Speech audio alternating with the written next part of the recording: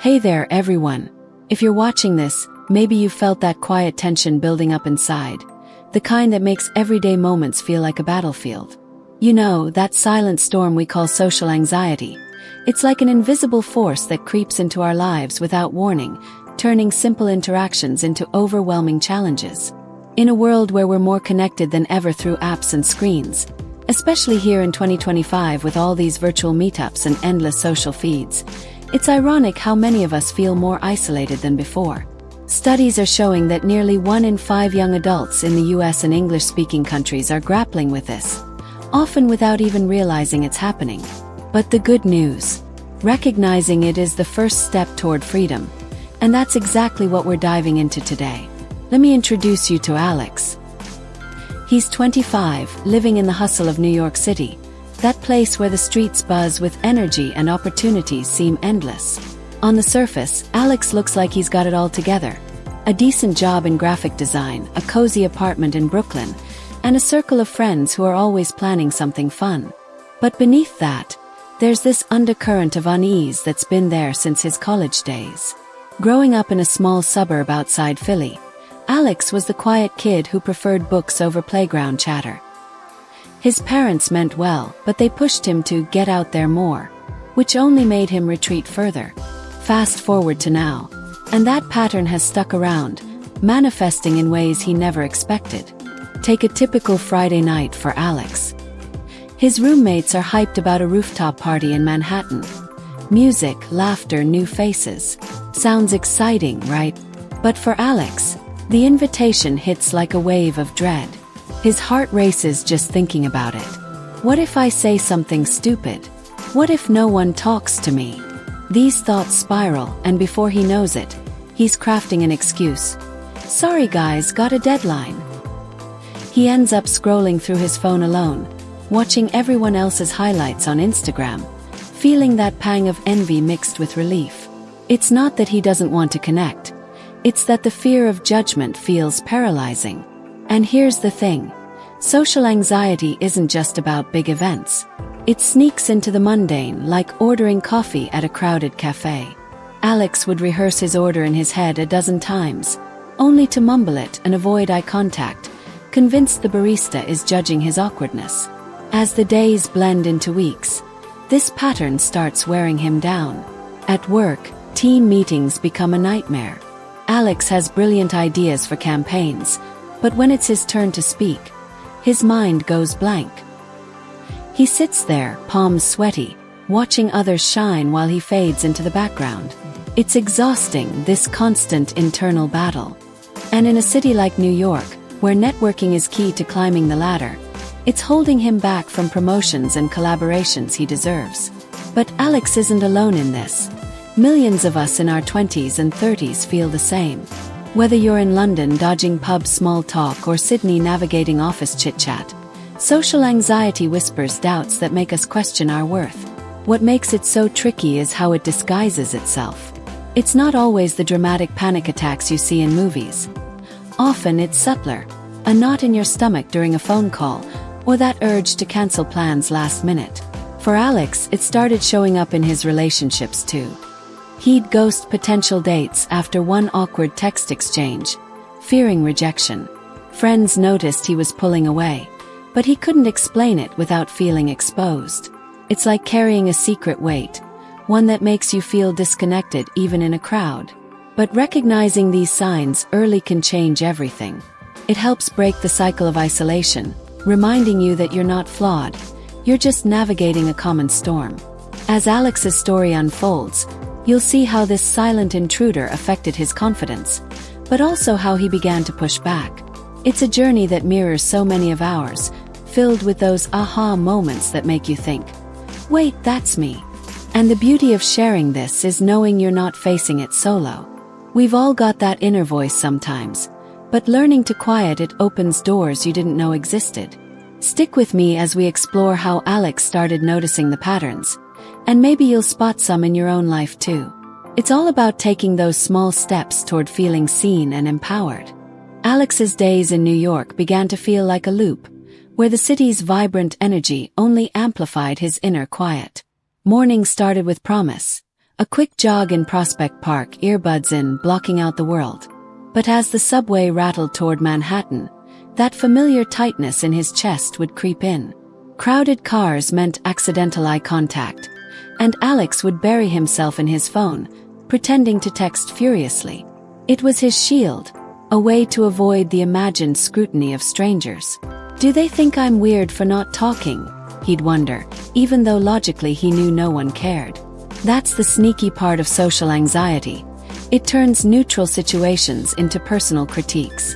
At the office, a sleek co-working space in Midtown, Alex thrived behind his screen. His designs were sharp, innovative, earning nods from his boss. But lunch breaks, torture. Colleagues would gather in the kitchen, chatting about weekend plans or the latest Netflix binge. Alex would grab his salad and head back to his desk, mumbling about a tight deadline. Over time, this avoidance built walls. He missed out on inside jokes, team bonding, and even casual mentorship that could have boosted his career. One day, during a client pitch, his anxiety peaked. The room was full, suits, smiles, expectations. When asked for input, Alex froze, his voice barely above a whisper. Later, alone in the bathroom, he stared at his reflection, frustrated. Why can't I just be normal? It was moments like these that made him feel truly alone, as if the world was moving forward without him. Evenings brought their own challenges. Alex loved the idea of New York's nightlife, galleries in Chelsea, comedy shows in the Village. But invitations from friends often led to the same cycle. Excitement, then doubt, then cancellation. Take that one birthday party for his best friend, Mike. The venue was a trendy bar in the East Village, packed with people. Alex arrived early, heart pounding, scanning for familiar faces. As the crowd grew, so did his unease. Conversations swirled around him. Laughter, stories, connections forming effortlessly. He hovered on the edges, nursing a drink, nodding along but rarely speaking. What if I bore them? The thought looped endlessly. Eventually, he slipped out early, texting an apology about feeling sick. Back home, the regret hit hard. He scrolled through photos of the night, seeing everyone else's joy, and wondered why he couldn't join in. This pattern wasn't just about parties. It seeped into deeper connections. Dating apps were a minefield. Alex would match with someone interesting, exchange a few messages, but the thought of meeting up triggered a storm of what-ifs. What if they find me awkward? What if there's silence? He'd delay responses until the conversation fizzled. Friends tried to set him up, but he'd back out. It wasn't disinterest. It was fear of vulnerability.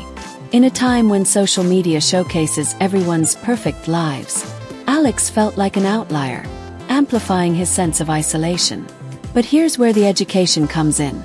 Social anxiety often stems from a mix of genetics, past experiences, and societal pressures. For Alex, those early pushes from his parents to socialize more had backfired, planting seeds of self-doubt. In 2025, with remote work still dominant post-pandemic, many of us are relearning social skills, making these feelings even more common. As Alex lay awake one night, replaying another missed opportunity, he decided enough was enough. He started researching online, stumbling upon forums where others shared similar stories. It was eye-opening, people from all walks, feeling the same silent storm. This sparked a shift. He began keeping a journal, jotting down triggers and thoughts. Today at the coffee shop, I avoided eye contact again. Why? Fear of judgment. Writing it out made it less monstrous, more manageable. It was his first tool in the arsenal, a way to unpack the anxiety without judgment. And as he delved deeper, he learned about exposure therapy. Not the scary kind, but gentle steps like smiling at a passerby or asking a stranger for directions. These small acts felt revolutionary, chipping away at the walls he'd built. Through this process, Alex started seeing patterns in his avoidance. It wasn't laziness or introversion.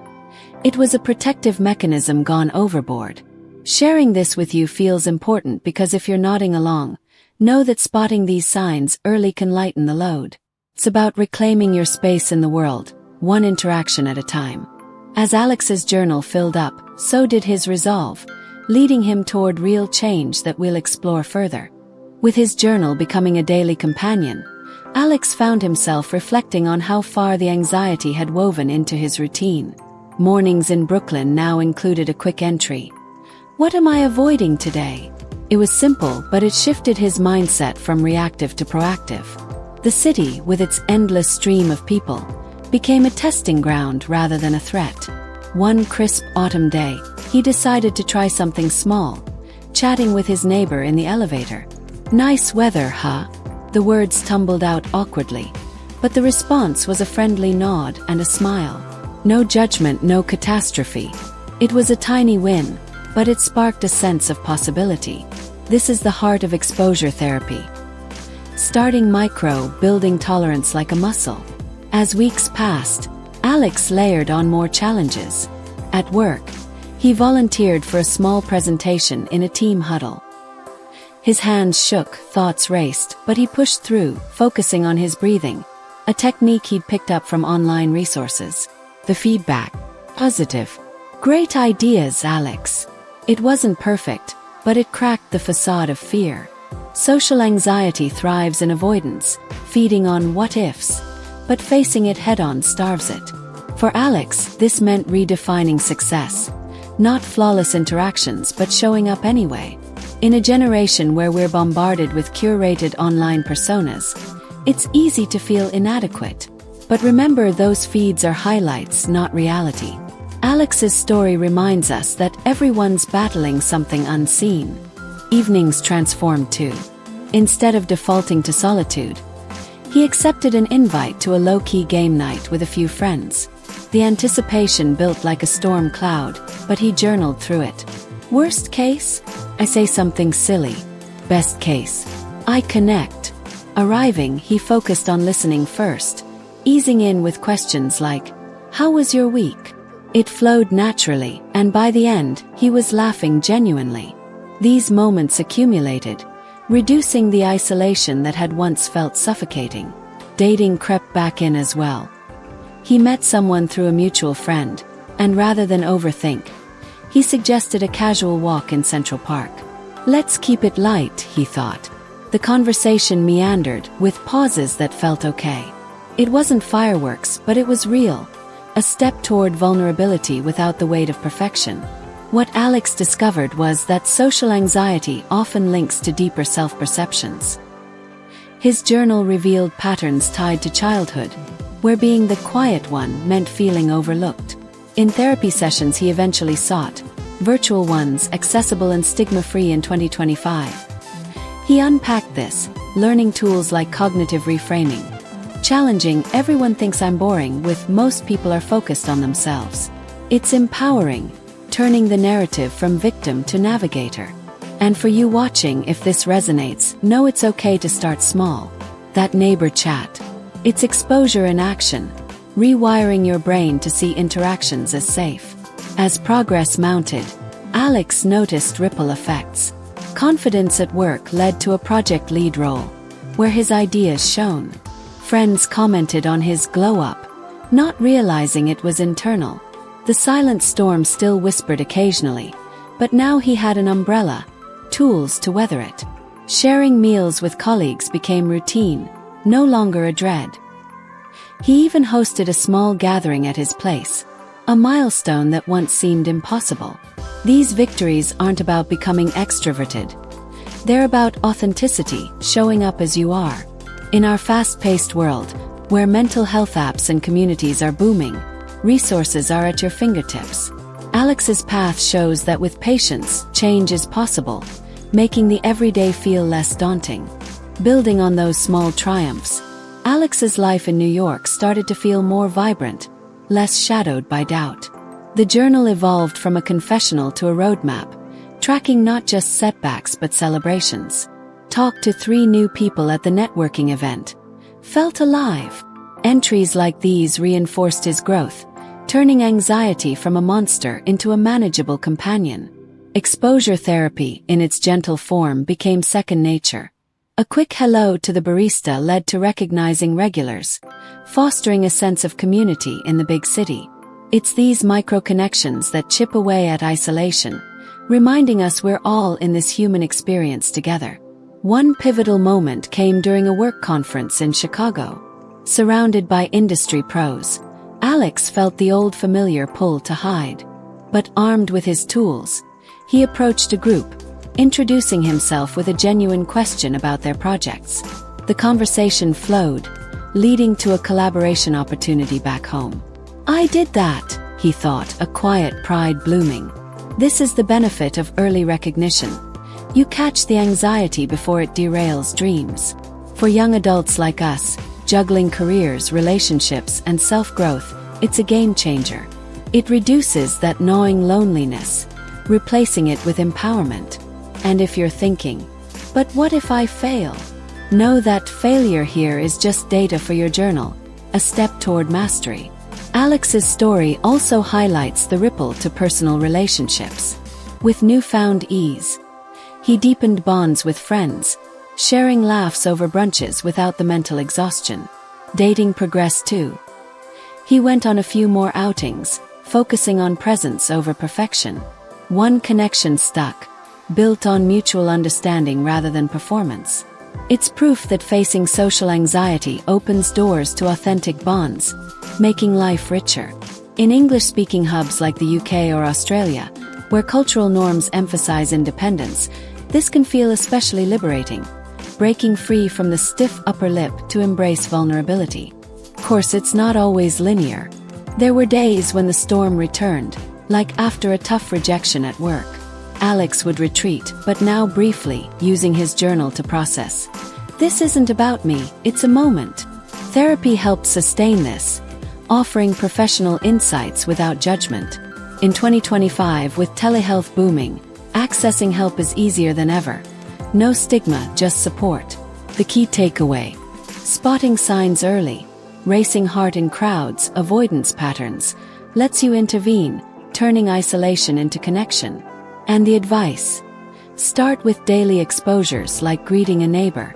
It's low stakes, high reward, building confidence brick by brick. As Alex looks back, he's grateful for the journey. From hiding at parties to thriving in social circles, it's a testament to resilience. You're capable of the same. Your silent storm doesn't define you. It's just a chapter. By sharing this, I hope you feel less alone, more inspired to take that first step.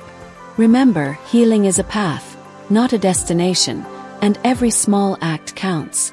If Alex's tale resonates, hit that subscribe button so you don't miss more stories of escape and empowerment. Drop your thoughts below. What's one small exposure you'll try today? Let's build this community together, one story at a time. Thanks for watching and take care.